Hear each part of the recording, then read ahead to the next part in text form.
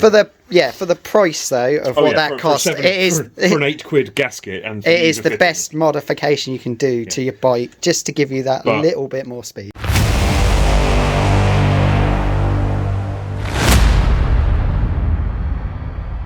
Right, so engine on the work table. Here we go. Like I said, this has done 2 meetings. It's done Wilton Mills and Three Sisters.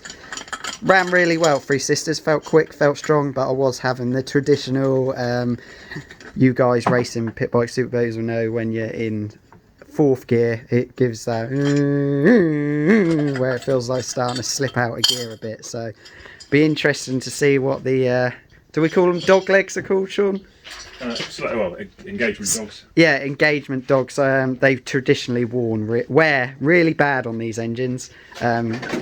Our good friend Chris normally does them in a couple of races, so it'd be interesting to see what mine look like after just 2 race meetings. So that was in a Friday and Saturday and Sunday at both race meetings. So practice day, qualifying day, and race day. So how many hours do you reckon you've run an engine over 2 weekends? I do every session. It's not that many, is it? It must only be a couple of hours. So if I'm out 10 minutes, you do 5 on, so it's probably an hour on a Friday in total. Probably 40 minutes. I'm going to say about 6 hours, not even that. A weekend? 3 hours, probably. Yeah, so 6 over the 2 rounds. Okay, yeah. Yeah, so I reckon this engine's done about 6 hours. So we're about to see what a pit bike engine looks like after 6 hours of riding. Oh dear. Could that be my... It might, well... Nah, probably not. The problem is it allows the shaft to move more. So there you go, folks. First problem, the clutch nut was not done up. Oh dear. Well, I didn't die, and I rode well, so...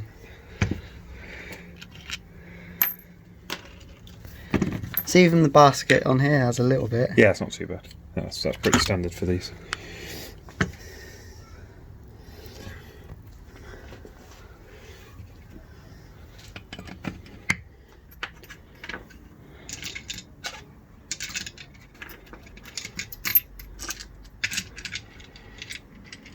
Right, so that's head off, cylinder off. Does that piston look new, Sean? Does that look a reasonably new piston? Are we all good? Well, it's reasonably new, but you can see from that side there, you see the black on the top. It's blowing. It's still blowing by a bit, especially past that bottom ring. Personally, if it's usually at that sort of state, I tend to change them. Why change the piston? Yeah. Well, it's always hard to know between piston and barrel again, unless you start measuring stuff up and blueprinting engines, which I don't get involved in. It's hard to know whether you've got a good one or a bad one. That barrel, to be fair, looks like it's got almost a little bit of water damage in it. It's got a little bit of pitting on it, so you could almost say it's coming out of some of it's coming past the barrel, but it's not bad. Again, and you can tell from the top of the piston, it's not too. It's a bit like so you've got some oil. It's burning some oil because you've got some carbon scoring up around here, but it's not. Again, it's not bad and it's not wet. The big giveaway of a very an already very sad engine is if you've got a very oily top of piston. Cam chain's good as well. Cam chain's nice for another thing for people to be aware of when you roll it around your finger. A worn out cam chain, they're notchy and they stick and they all horrendous, but that's smooth as, which means cam chain's in good condition as well. When we talk about, guys, the metal thinner head gasket, this is what it is. Sean, explain to people what the head the benefits of running the thinner head gasket, which everyone does now pretty much in B&B and Fab. It's incredibly straightforward. In reality, all that happens is when the piston comes up to the top here, and it basically you've got a dome there, and it seals against the top of your barrel, and the piston comes up effectively. It comes almost flush to this surface.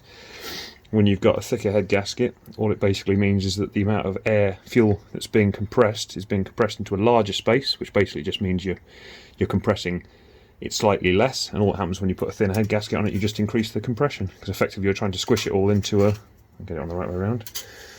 This is thinner, so it's closer, so you're just squeezing it all up into a smaller space. You just get more compression, you get bigger bang, basically. Yeah. It's all small margins. There's nothing. It's not a big gain. For the price though of what that costs, for an £8 gasket, and it is the best modification you can do to your bike, just to give you that little bit more speed. In coupled with it, which is a really important one, which everyone should do who owns a pit bike, because you don't even need to take the engine apart. If you drop the oil out of it, and if you look down here, if you take off the other one, which is not the oil plug, the tensioner plug, this drops out basically. Yeah, I've done it before. And all you do is you just replace this cap with the aftermarket one sold. Well, I know Parker does one. He does both bronze and acetal ones, and effectively that stops that wearing. In a minute, when I take it out, we'll show you what happens to them when if you don't do that. Sweet. So yeah, just a few little hints and tips just to get a little bit more reliability and a little bit more speed out of your, especially a YX140 pit bike engine. So if anyone's watching now, all you have to do is undo that. So you wouldn't have to have any of the engine apart for this. Watch out, because you'll get oil splattered in your face when that pings out. Obviously, from inside, you wouldn't be able to push that with your fingers. If anyone can't get it out, if you get something like a pick or a screwdriver and literally just wiggle it up the hole, you can sort of draw that down like that. I've done it before. I can remember when I first got these pit bike engines, I mistaked that one for the sun plug. And when you look at it, you can already see on this soft standard one, it starts to notch into there. And they literally, because they don't even press in, they're just a soft rubber. Yeah, I've seen that before. You've seen it in that last engine that went bang, you found it, didn't you? Yeah, it's pretty cool, like I say, it's like, but the trouble is, what happens is when this disintegrates, what happens is your plunger's up here without anything in it. And because this is just a thin metal pressing here, it basically wears into here. So basically these almost stick together. It can no longer articulate, therefore it doesn't do its tensioning job, and then it's far more risky of jumping a tooth on your timing at the top end.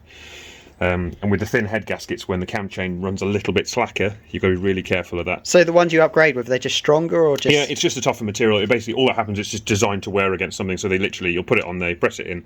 And again, I say press it in. When you get them, they'll be a tight fit. You could tap it in with a rubber mallet, like just stand it up and bosh it in. You're not going to... So yeah, a really cheap and easy fix. Yeah. So basically, between that, more reliable. That's £8, and that's £8 basically. And they're basically a reliability and a speed fix that costs nothing, and you don't really need any skills to do them. That, along with a lightened flywheel, which with the AMRs you only get the heavy wing, that is going to help your reliability and give you a little bit more speed for no more than all in probably £50. So yeah, definitely worth those little upgrades. Right, here we go. They're now splitting the engine in half and now going to find out what this gearbox is doing. Luckily, all the casings seem to be in good condition. It is really... you got no cracks. See the place you often see cracks is at the base of the cylinder head studs in here. And the big one, which obviously everyone you have to always keep an eye out for, is there's no cracking around. Yeah, because it is thin around there, isn't it? Yeah, that portion there. But that's what happened in my engine a couple of rounds back at Rara. We saw, but this is the main bit. The gearbox, probably the weakest point on these engines. Just be mindful, but it'll be pretty obvious. You just check for play in the big end, but you'll get a little bit left to right. That's fine. It's supposed to be left to right, but like in and out basically. There shouldn't be anything at all.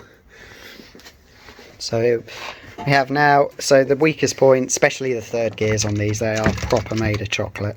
And especially the dogs, which basically put the gears in place, shall we say? It's what engages each gear. It's some ways of saying it. Effectively, it's what engages each gear. Can you just dumb it down, Michelle? Kickstart. I've had one of them lock up on me before. That's when I had to ride your bike at Lee. Which you loved. I know, it was horrendous.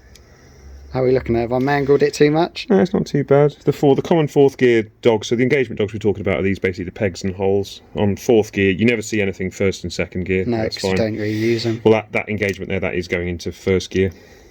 This engagement here is going into fourth gear.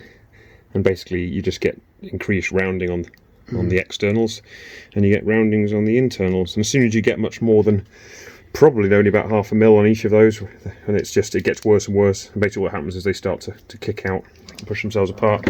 But that's where you start to see the problem, the selector fork, where as soon as you lose material on the pad faces... I'm replacing that, aren't I? Yeah, you are. Or, yeah, would that be causing my... It won't be helping it. I mean, it's like I said, it was only doing it very now and again. And that's only minor. It's only, well, I say minor, compared to what... That is 2 rounds worth. Compared to a Chris Wells selector fork, that's pretty tame.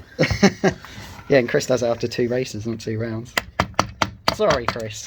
He's just not very mechanically... Slating you in this. Yeah, he's not very mechanically sympathetic. And you can't argue the toss, because for the last 3 rounds all he's been doing is changing gear with the rear wheel in the air. Top rock!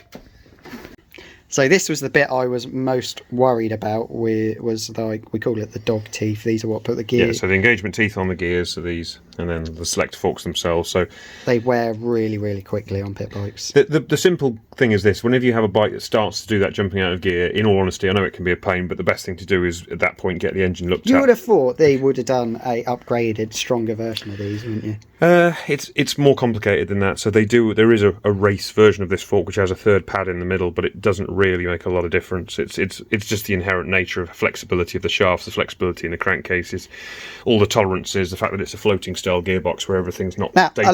A lot of people say on pit bikes, especially in supermoto world, clutching up or not bothering to clutch up. Would not clutching up affect this? No. As long as you are sensible with how you like clutchless upshifts as normal. Obviously, you have to crack the throttle off, so it's an absolute no-no. It's a no-no to keep the throttle open and try and change gear. I am such a split second on doing it. Downshift, always clutch down on a pit bike, especially. It's not designed to take anything different. You will, Chris Wells. You will rack the gearbox even faster. So there you go. You can see it now with white gear all off. You can just see where it's starting to wear, and that will be what's causing my. So all that basically happens as the fork wears, you just get more and more free play in this groove, and that just gives the gear more and more ability to kick itself back out. Because of the tolerances, you'd like to think that when you're in fourth gear, this gear is fully engaged in like this. In reality, it's not. It's actually only probably half engaged based on all the tolerance stack up, and all that means is you only really have half the engagement dog driving. And then with, say, flexibility, wearing the select fork, it's too easy for this just to get to a point where the gear kicks itself back out again momentarily, and then it just picks back. And that's what you're hearing. That is literally this, just jumping. It's literally pushing itself back out and then pulling itself back in again. Right, there it is all in pieces. We've gone through what I'm probably going to replace. We're probably going to get a new barrel and piston, just to be on the safe side, really. For what it costs, it's worth doing it. It does feel a little rough in there, to be honest with you, so we're going to replace that. We're going to replace the piston. Obviously, we're going to replace these dog teeth as well. Gaskets, new oil seals. Yeah, obviously, general stuff like gaskets, oil seals. But to be fair, everything in the head looks dandy. Oh, did we say we're going to... For the sake of the money, just put new valves in. We'll put new valves in just because I think they're like £8 each, aren't they? Not even that. They're like, no, it's like 12 quid for a pair of valves. Okay, so yeah, we're going to replace the valves anyway. So all the other stuff, obviously like gaskets, valve, it's all just general stuff that you would repair when you take away. The little upgrades we're going to do, the little rubber plunger on the end of there. And that's about it really. Rest engine was pretty good really. I was happy with it. Like I said, it did seem really quick in the final 2 rounds, so yeah. Engine all apart. I will now leave this with Sean. He'll order the parts, get it rebuilt. Obviously we've put the AMR, that engine, that's back in the van now, so hopefully I'll have that for sale by the end of next week. But yeah, that's everything. Cheers guys for watching. I know a few of you guys did say, oh, can we see what the engine's going to be like once you've taken it apart? We have now.